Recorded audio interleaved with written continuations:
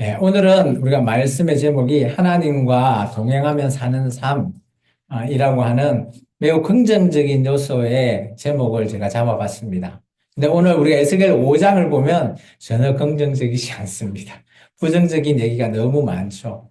저는 오늘 말씀에 이 에스겔서 5장의 말씀을 반면교사로 우리가 삼아야 된다라는 의미에서 오늘 하나님과 어떻게 하면 동행하며 살 수 있는가, 그게 우리의 삶이 될 수 있는가에 대해서 오늘 여러분과 함께 은혜를 나누고자 합니다.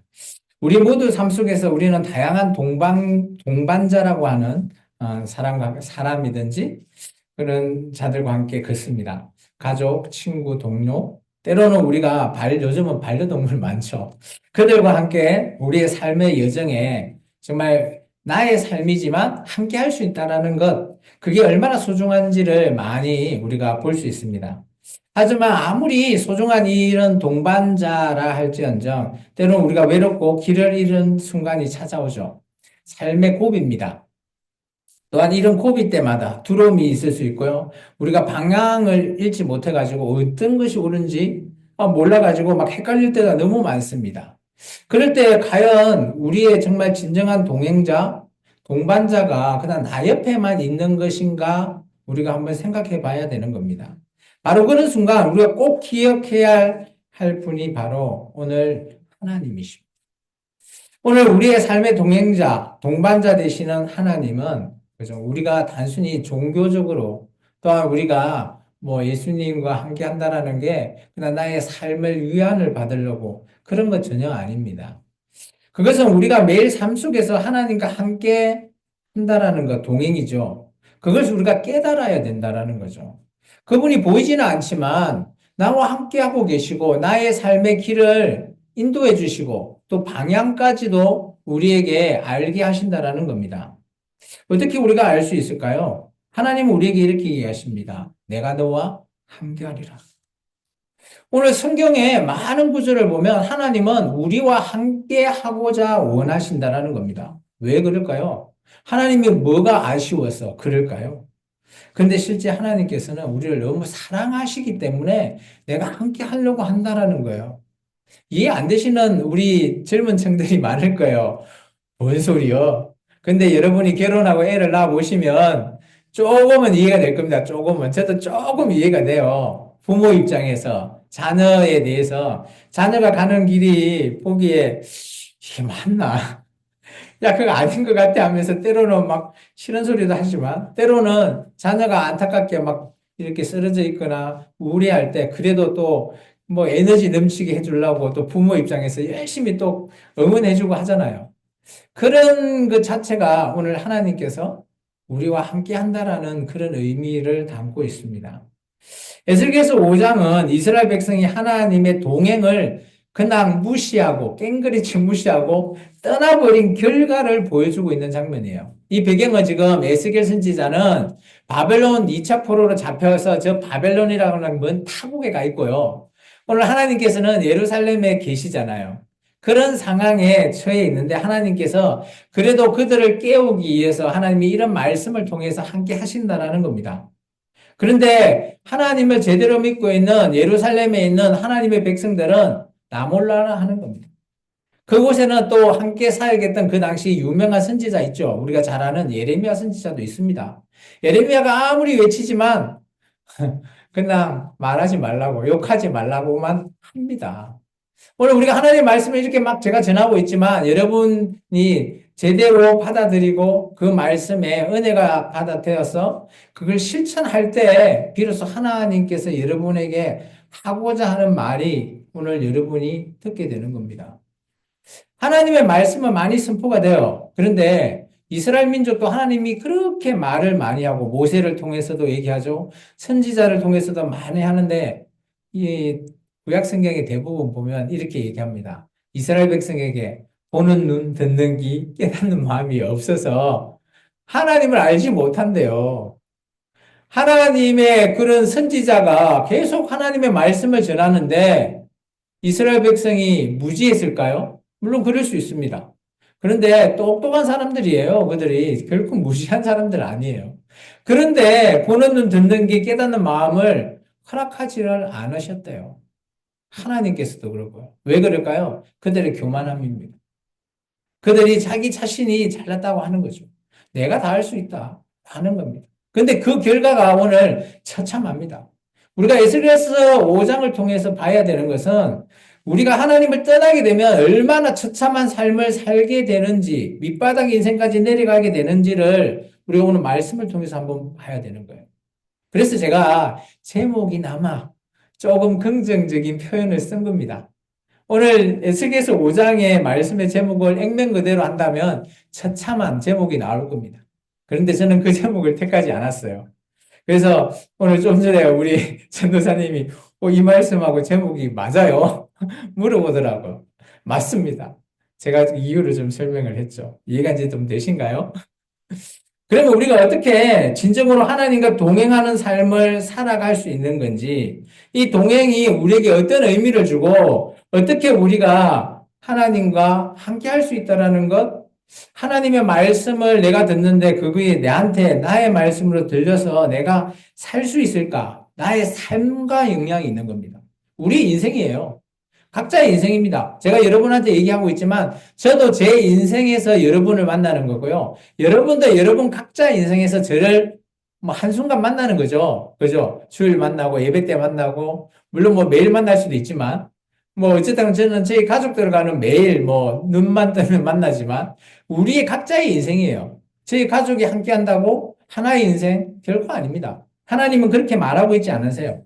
하나님께서는 오늘 이렇게 얘기하시죠. 오늘 하나님의 말씀을 통해서 나와 동행한다라는 것, 그게 뭘까라는 것을 오늘 말하고 있고자 하는 겁니다. 오늘 하나님께서 우리와 함께 걷고 계신다는 것 믿어지십니까? 오늘 우리가 동행한다라는 거 믿어지세요? 아멘 안 하시는 분 있죠? 우리 젊은 층들. 저 이해가 돼요. 하나님을 제대로 만나지 못하는데 뭔 아멘이요? 보이지도 않는데. 오늘은 제가 그래서 제가 전하는 본문을 통해서 말씀을 조금 여러분한테 전해 보는데 그래도 조금 이해되시면 오늘 저의 말씀 속에서 이게 저를 보고는 있지만 저의 말씀 이면에 하나님이 계시다라는 것을 한번 떠올려 보면서 말씀을 받아보시면 어떨까 저는 한번 생각해 봅니다. 그래서 이해는 참 안 되지만 그래도 한번 오늘 집중 한번 해보겠다라고 생각하시고 말씀을 같이 한번 받아보시기 바랍니다. 먼저 첫 번째, 하나님과 동행하며 그분의 경고를 진지하게 받아들이는 삶이 어떤 것인지를 오늘 10절에 얘기하고 있죠. 같이 한번 읽어보십니다. 우리 에스겔서 5장 10절입니다. 읽겠습니다. 그리한즉 내 가운데서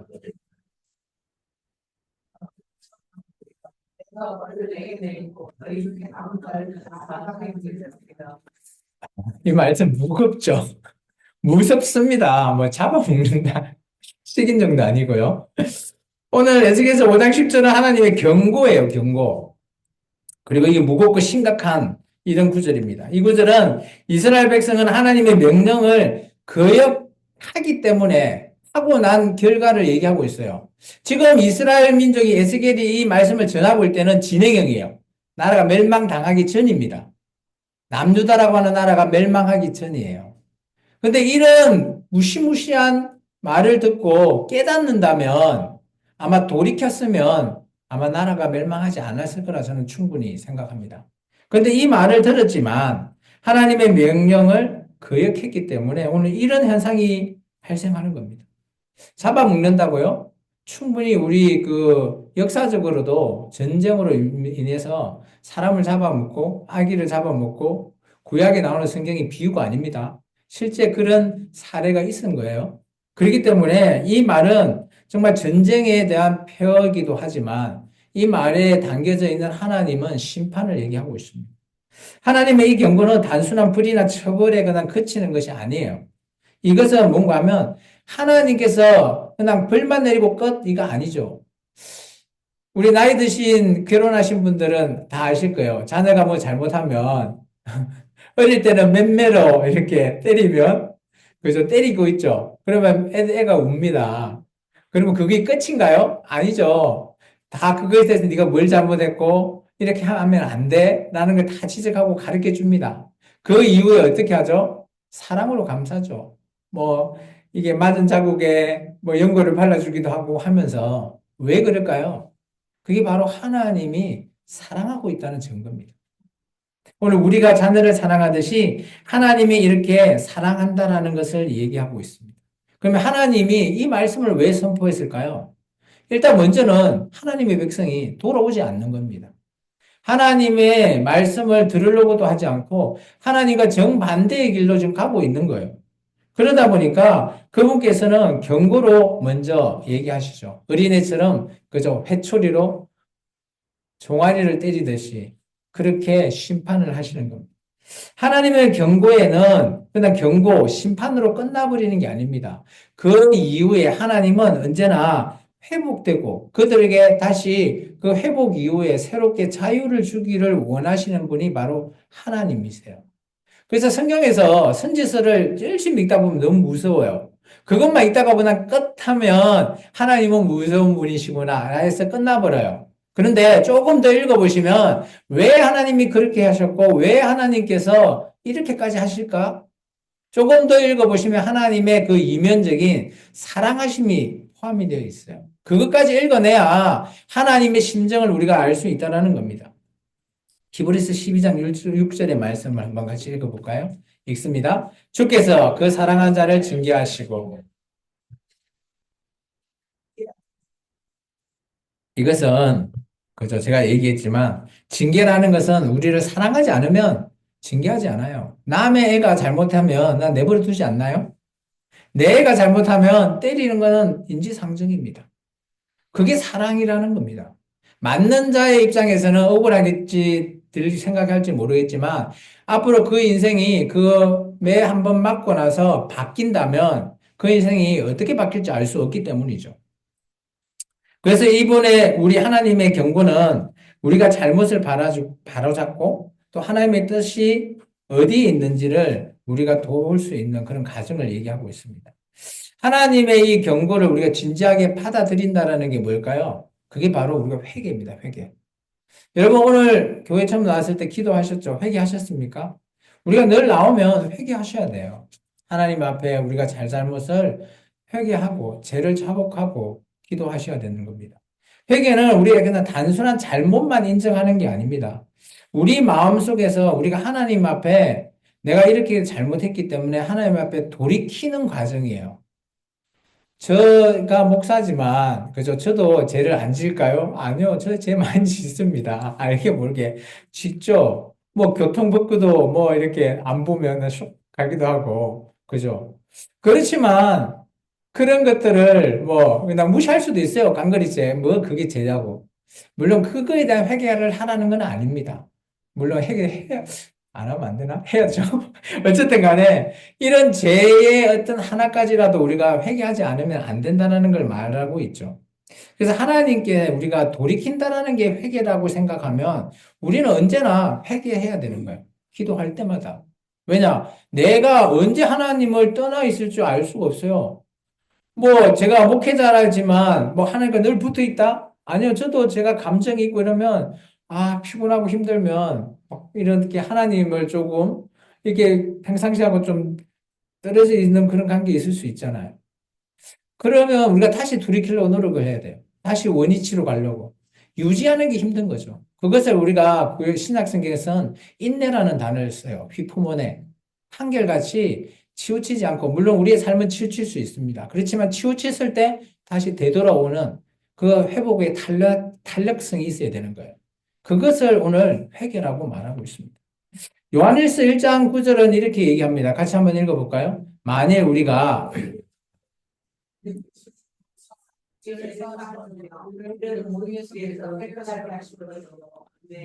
우리가 회개할 이유가 말씀에도 그대로 적혀져 있지 않습니까? 하나님은 우리를 그냥 경고하고 끝내는 그런 분이 아니에요. 우리가 돌이킬 수 있게끔 매개체를 만들어 주신다라고 보시면 돼요. 어떤 기업가가 막 아무리 이게 예수님을 잘 믿는데 왜 이렇게 안 되지? 계속 망하기만 하고. 그러면 그 안에 이유가 있다라는 거죠. 찾아보셔야 되나요? 제대로 회개하고 있고, 제대로 하나님의 뜻이 무엇인지 알고 있다면 그것이 뭐가 잘못됐는지를 알 수 있고요. 때로는 또 어떤 사람은 내가 뭐 평상시에 하나님 말씀 잘대로 있는데 모든 인생이 안 풀려. 그럴 때도 우리가 늘 하나님의 말씀 속에서 하나님의 뜻이 무엇인지를 찾아보는 겁니다. 돌이켜 본다라는 거죠. 그것이 회개입니다. 또 뿐만 아니라 하나님의 이 경고 속에서는 우리에게 새로운 길로 인도해 주는 거죠. 이게 저도 그렇지만, 그래서 우리는 평상시 늘 하는 것, 우리 루틴이라 그러죠. 루틴에 익숙돼 있는 거를 우리는 뭐 잘 하는 겁니다. 루틴에 좀 벗어나면 왠지 하기 싫고 그래요. 그런데 그 루틴이 잘못되어 있다면 바꿔야 되는데, 이 바꾸는 것조차도 힘들어 합니다. 근데 이 회개라는 게 바로 그런 거예요. 우리가 돌이킬 수 있는, 새로운 길로 갈 수 있는 것을 만들어 주는 거죠. 그게 오늘 하나님은 그저 경고로서, 심판으로서 이렇게 우리에게 보여주는 겁니다. 그래서 우리는 이런 하나님의 응답 속에서 하나님 앞에 이런 경고를 잘 받아들인다라는 것, 그것이 정말 중요한 거죠. 잠언 3장에서는 이렇게 얘기합니다. 왜 우리가 그렇게 살아야 되는지. 다시 읽어볼까요? 너는 마음을 다하여 여호와를 신뢰하고 내 명철을 의지하지 말라. 너는 범사의 그를 인정하라. 그리하면 내 길을 지도하시리라. 하나님을 신뢰한다라는 것, 우리가 믿음하고 관계가 있는 거잖아요. 우리가 하나님을 제대로 신뢰하지 않고는 믿습니다 하는 거는 우리에게 위험이나 어려움이 있으면 믿습니다가 안 믿습니다로 바뀌어버려요. 신뢰관계가 깨진다라는 겁니다. 인정해야 된다라는 거죠. 인정한다라는 것이 오늘 우리가 죄에서 돌이키려고 노력해야 된다는 것과 똑같다라는 의미를 갖고 있습니다. 두 번째입니다. 하나님과 동행하며 그분의 거룩함을 인정하는 삶. 에스겔서 5장 11절의 말씀입니다. 같이 한번 읽어볼까요? 그러므로 나 주 여호와가 말하노라 내가 나의 삶을 두고 맹세하노니 내가 모든 물건과 모든 가증한 일로 내 성소를 더럽히신즉 나도 너를 아끼지 아니하며 긍휼을 베푸지 아니하고 미약하게 하리니. 이게 뭔가 하면 이스라엘 민족이 하나님의 성전까지도 더럽혔다라는 거예요. 이게 이제 우상 숭배를 했다라는 의미예요. 구약에서는. 근데 지금 교회로 이것을 말씀을 가지고 오면 어떤 의미를 갖고 있을까요? 더럽히다. 더럽히다 반대말이 뭐예요? 거룩함입니다. 그러면 우리가 어떻게 해야 하나님 앞에 거룩할 수 있을까? 그냥 우리가 막 기도하면서 나는 거룩해 이렇게 하면 거룩해질까요? 그런 의미가 아니라는 겁니다. 오늘 하나님의 거룩함은 우리가 그죠? 하나님을 인정하는 게 먼저 있는 겁니다. 죄에서 회개하고 하나님을 인정해야 된다는 거죠. 그럼 무엇을 인정하는 걸까요? 그거는 우리 삶 속에 우리가 하나님의 주권을 인정하는 거예요. 내가 주인이 아니다라는 거예요. 우리는 때로는 내가 많은 선택을 하기 때문에 내가 마냥 주인인 마냥 행동을 합니다. 그런데 우리 기독교인은 내가 주인이 아니에요. 하나님이 주인이십니다. 그래서 그걸 우리가 하나님의 주권을 인정하는 겁니다. 이런 하나님 안에 우리가 우리의 생각, 우리의 행동, 이런 것들이 모든 것들이 하나님이 다 알고 계시고 또 우리의 그 뜻도 또 우리의 자유까지도 하나님이 인정해주고 계시기 때문이죠. 이스라엘 백성이 하나님의 성소를 더럽혔다라는 것은 물론 우상 숭배를 많이 했습니다. 당연한 것이긴 하지만 그것은 하나님을 거룩함을 경고하고 무시하는 처사예요. 쉽게 말해서 자기의 부모를 그죠 남이 막 이렇게 업신여기고 그죠 무시하고 그러면 그 자녀가 어떻게 해야 될까요? 그 사람 맥살을 잡고 뭐라 해야 되지 않나요? 마찬가지죠. 우리가 하나님을 무시하면 하나님의 이런 경고를 무시한다라는 것, 하나님의 거룩함을 무시한다라는 것, 그게 바로 우상숭배입니다. 신학은 우상숭배를 탐심이라고 그래요. 탐심은 욕심이잖아요. 내가 원해서, 내가 어떤 것을 바래서 신앙생활을 한다? 그건 하나님의 거룩함을 무시하는 처사입니다. 그게 교회에 나와서 우리가 예배를 드리는 게 나를 위해서 드리는 것, 그것은 하나님의 거룩함을 무시하는 처사입니다. 그럼 어떻게 해야 됩니까? 하나님을 위해서 드리는 겁니다. 나를 위한 게 아니에요. 그거 꼭 기억해 주시기 바랍니다. 그리고 두 번째, 우리의 삶 속에 이런 거룩함, 그것은 베드로가 이렇게 얘기했네요. 우리가 어떻게 우리의 삶에서 거룩해야 되는지 같이 한번 읽어볼까요? 기록되었을 때 내가 거룩하니 이게 이제 구약의 레위기의 말씀들을 인용한 말씀인데요. 하나님과 동행한다라는 것은 그분의 거룩함을 인정하는 거고, 우리 삶 속에서 거룩함을 추구할 수 있다는 것을 얘기하고 있습니다.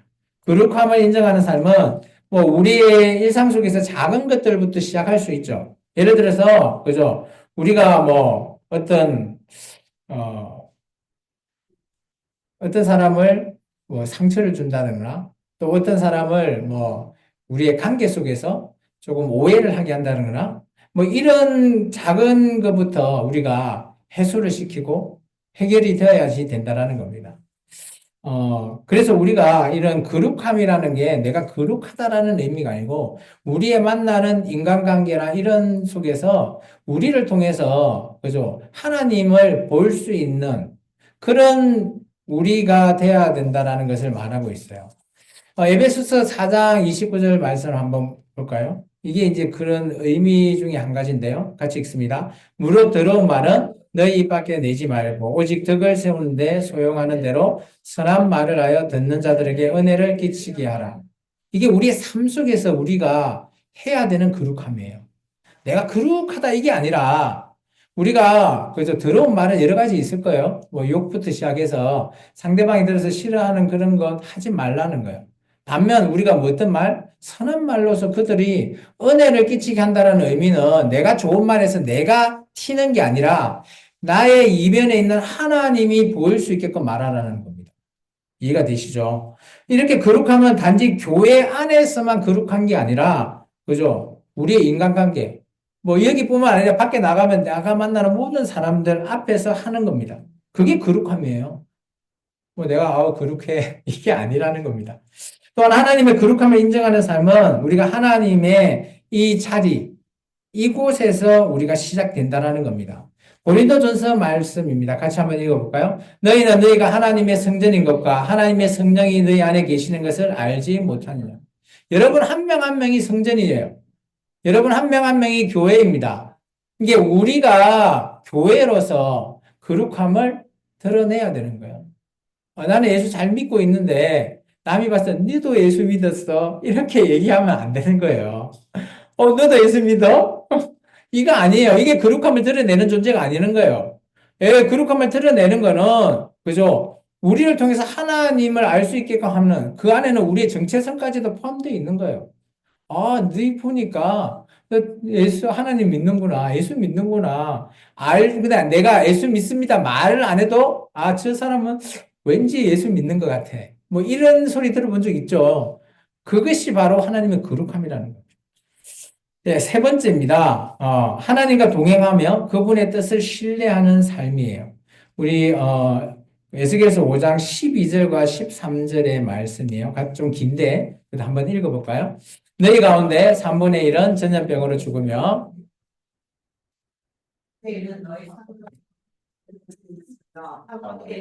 사방에 흩어버리고 또 그들을 날아가며 팔을 빼가 이와 같이 내 노가 단즉 그들을 영혼들이 들여서 내 마음이 가라앉으리라. 내 분이 그에게 나은즉 나 여호와가 열심으로 말할 줄을 그들이 알리라. 이게 뭔가 하면 이제 앞절에 우리가 5장 1절부터 2절 뭐 2절까지 보면 하나님께서 그래서 네 머리하고 수염 깎아서 새 그 틀 있잖아요. 머리카락 이걸 세 개로 나눠서 하나는 뭐 불에 사르고 하나는 칼로 치고 하나는 바람에 날려라라고 하는 거의 해석이에요.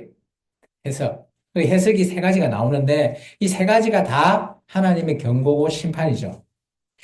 하나님의 심판은 이스라엘 백성에게 이대로 나중에 임합니다. 그래서 남유다가 멸망당하게 되죠. 이스라엘의 이런 불순종으로 말미암아 하나님께서는 하나님의 주권과 그 계획이 그대로 이루어짐을 보여주는 거예요. 저 뒤에 맨 마지막 줄 있잖아요. 나 여호와가 일심으로 말한 줄을 그들이 알리라. 이게 우리가 나중에 그죠? 하나님의 그 백보자 심판 앞에 딱 섰을 때 하나님께서 막 이렇게 재판하면서 너 지옥행, 너 천국행 뭐 이렇게 할 때 지옥행하면 저 억울해요라고 할 수 있잖아요. 그럴 때 하나님께서 야, 내가 너 때문에 너 지옥 가지 말고 천국 가라고 얼마나 내가 열심으로 내가 많은 사람을 통해서 말한 줄 아냐? 나중에 하나님이 쭉 보여주실 겁니다. 그러면 우리가 그거 보고 할 말을 잃어서 그냥 지옥 갈 거예요. 그렇게 되지 않으려고 하기 위해서 오늘 우리가 이런 말씀을 통해 어떻게 우리가 살아가야 되는지를 말하고 있는 거죠.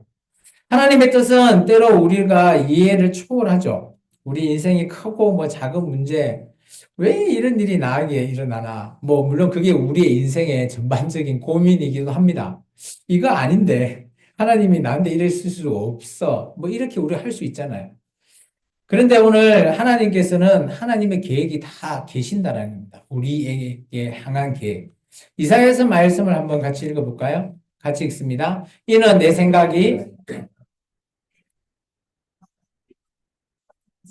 이는 하늘이 땅보다 높은 같이 내 길은 너희 길보다 높으며 내 생각은 너희 생각보다 높으니라. 하나님의 생각이 내 생각과 같아요, 달라요? 다르면 돼요, 안 돼요? 안 돼요. 같애라고 하는 말이에요, 이게. 지금 이스라엘 백성이 왜 내가 하나님이 왜 나한테 이렇게 고난을 줘? 이거 하나님 맞아요. 그거 내 생각과 하나님의 생각이 다를 때 우리가 하는 말이에요. 그러면 반대로 내 생각과 하나님의 생각이 같으면 하나님 감사합니다. 하나님의 응답이 이루어졌네. 그 말 하지 않나요? 오늘 제가 이제 반대로 오늘은 제가 보여주는 말씀의 반대를 오늘 여러분이 행하기를 원하는 게 제 설교의 목적입니다. 근데 하나님은 우리에게 그죠? 모든 거 다 열어놓으셨어요. 근데 우리에게 자유의지를 다 주신 겁니다. 너 뭐 할래? 어떤 거 선택할래? 라는 거예요. 그리고 하나님은 이 우리의 생각을 벗어나시는 분이죠. 우리가 아무리 똑똑하고 생각이 많고 우리가 계획할지언정 하나님은 우리보다 더 높고 깊으신 분. 그걸 우리가 꼭 명심하시면 하나님의 그런 섭리가 이해가 될 겁니다. 그렇지 않으면 아까 제가 좀 전에 얘기했죠. 하나님 왜 저한테 이럴 수 있어요? 이런 질문을 던지는 겁니다. 하나님과 동행하며 그분의 뜻을 신뢰한다는 것은 먼저 우리의 믿음의 결단을 요구하고 계십니다. 특히 우리가 이해하지 못한, 제가 좀 전에 얘기했죠. 고난 속에서 더더욱 그렇죠. 우리 요셉 얘기 한번 떠올려 볼까요? 요셉 어떻습니까? 자기 형들한테 팔려서 애굽으로 팔려가고 요셉 입장에서 하나님이 어찌 그럴 수 있나요? 할 수 있지 않아요. 근데 성경을 한번 읽어보면 요셉이 그런 말 했다고 적혀 있나요? 성경에는 적혀 있지 않습니다. 근데 물론 뭐 개인적으로 했을 수는 모르겠는데. 근데 이제 놀라운 사실이 있어요. 근데 그렇게 하지 않았다라는 증거가 저는 이 창세기 50장에서 찾아봤거든요. 같이 한번 읽어볼까요? 읽습니다. 당신들은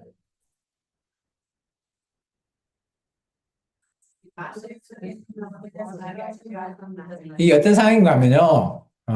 그 흉년이 들었잖아요. 뭐 7년 가뭄, 그죠? 7년 북년 7년 가뭄인데 그 흉년 들어가지고 뭐 그 야곱과 그 형제들까지 이제 다 내려와서 막 쌀 사고 가는 그런 우여곡절 에피소드 읽어보십시오. 그 마지막에 보면 이제 야곱이 와서 고센 땅에 살게 되고 이제 자기 아버지 야곱 이스라엘이 죽게 되고 이제 장사를 치렀어요.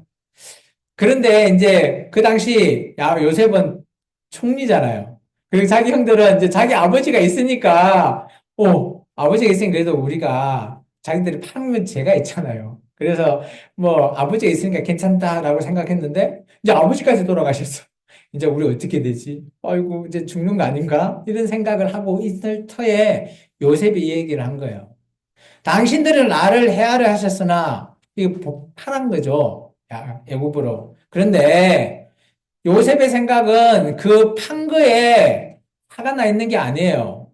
오늘 그 뜻이 하나님의 계획이라는 거예요. 그것이 나를 선으로 바꿔서 오늘 우리 백성 또 많은 애굽 백성까지도 살 수 있는 구원의 길을 주셨다라는 거예요. 오늘 우리가 하나님과 동행하며 사는 삶의 생각은 하나님 뜻대로 이렇게 요셉과 같이 이런 생각을 가지는 게 선한 생각, 선한 말이에요. 이런 것을 우리가 평상시 사용하자라는 겁니다. 오늘 우리 삶 속에 이해할 수 없는 사건들, 하나님의 손길을 신뢰할 수 있는 이 믿음 필요한 거죠. 이게 필요한 믿음이에요. 내가 어떤 막 천지가 개벽되고 이걸 믿는 것이 아니라 요셉과 같이 이런 하나님의 계획, 이런 것을 우리가 믿을 필요가 있다는 거예요. 그게 믿음이라는 겁니다. 하나님은 우리의 고난 속에서 일하시고 그것을 통해 우리를 성숙하게 만드시는 분이죠. 그 속에서 우리가 더 큰 은혜로 인도받는다라는 겁니다. 로마서 8장 말씀 같이 한번 읽어볼까요? 우리가 알거니와 하나님을 사랑하는 자 곧 그의 뜻대로 부르심을 입은 자들에게는 모든 것이 합력하여 선을 이룬다. 그렇죠? 요셉을 통해서 오늘 이스라엘 민족이 구원받고 애굽까지도 구원받는 놀라운 합력해서 선을 이루는 사건들입니다. 이게. 그리고 잠언서 16장까지 같이 읽습니다. 같이 읽습니다. 사람이 마음으로 자기의 길을 계획할지라도 그 걸음을 인도하시는 이는 누구시라고요? 하나님. 오늘 여러분이 계획해도 하나님이 인도해 주지 않으면 오늘 에스겔과 같이 에스겔서에 나와 있는 그 결과대로 가는 겁니다. 근데 반대로 하나님이 나 계획대로 인도해 주면 정반대의 길로 가겠죠. 우리가 응답받았다라고 외칠 수 있는 그런 길을 오늘 제시해 준다라는 겁니다. 결국은 우리가 에스겔서 5장을 통해서 우리가 하나님의 심판 또 그 속에서 이면에 하나님이 얼마나 우리를 사랑하고 있는지 이스라엘 민족을 사랑하는지에 대해서 우리가 알아봤습니다. 자, 여러분 살아갈 때 힘드시죠? 아무도 안 힘드신가 봐. 야, 좋으신가 봐. 제가 할 말이 없네요. 아, 이렇게 힘든 속에서 여러분이 하나님이 함께하고 계시다는 게 믿어지셔야 된다는 거예요. 물론 쉽지 않아요.